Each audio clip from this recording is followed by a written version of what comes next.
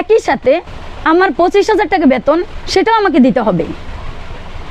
একই সাথে যেই 6 দফা দাবি সেটাও মানতে হবে।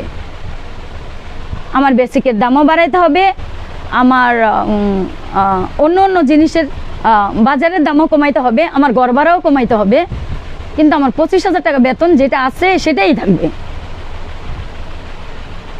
কারণ আমি তো এক গ্লাস পানি খাইলাম তাই বলে আমি সকালবেলা আমি এত কাজ করতে পারবো না।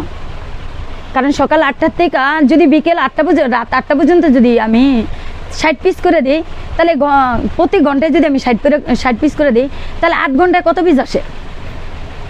তারপরেরটাও তো আমার ওভারটাইম দেওয়ার দরকার, তো আমি ওই ক্ষেত্রেও পাইতেছি না। তাহলে মালিক আমাকে সবসময় ঠকাইতেছে, তো সেই ক্ষেত্রে কি আমি কিছু করতে পারবো না? আমি গার্মেন্টস শ্রমিক হিসেবে কি আমার কোনো ইয়ে নাই? আমার কোনো মান সম্মান নাই? আমার কোনো খানার কোনো চাহিদা নাই? আমার শান্তির কোনো জায়গা আমি খুঁজে পাবো না এরকম? তাহলে কি আমি রাস্তায় রাস্তায় ঘুরবো আর পাগলের মতো থাকবো এরকম?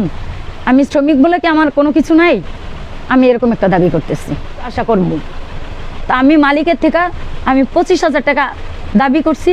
এটা হলো আমার মানে নিম্ন, যেটা বাঁচার মতো, চলার মতো কোনো রকম। আমি ব্যাংক ব্যালেন্স করতে চাইতেছি না, আমি বড় বড় শপিং মলে যাইতে চাই না। আমি সাধারণ যেটুকু আমার বাঁচা থাকার মতন দরকার আমি সেটুকুই চাইতেছি, এর বেশি না।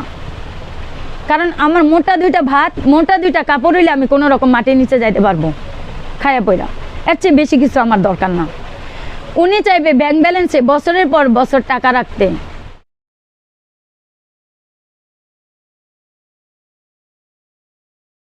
করতো মানে যে সময় কাজ দেখা যায় 1 পিস বেশি করতাম, এই সময় ভালো কথাই চালাইতো, আর যে সময় দেখা যায় 1 পিস কাজ কম হইতো 1 ঘন্টায়, ওই সময়ই খারাপ আচরণ শুরু হয়ে যেত।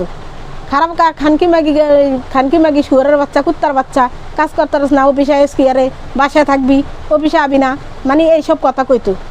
যখন কাজ একটু কম করতাম আর বেশি যখন করতাম তখন আর এইসব কথা চলতো না। সেই সময় পারতো কি যে আরেক মেশিনের কাজ